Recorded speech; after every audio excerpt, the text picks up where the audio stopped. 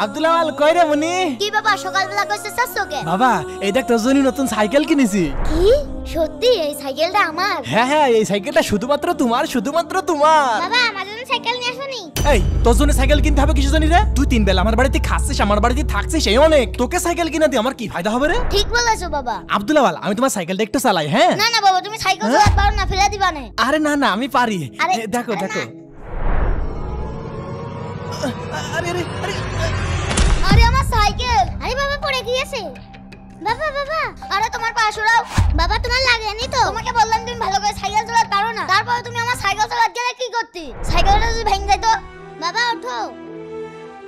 বাবা এদিকে এসো, আমি তোমার ব্যান্ডেজ করে দিচ্ছি। বাবা বাবা তুমি এখানে বসো, আমি এক্ষুনি তোমার জন্য ব্যান্ডেজ আনছি।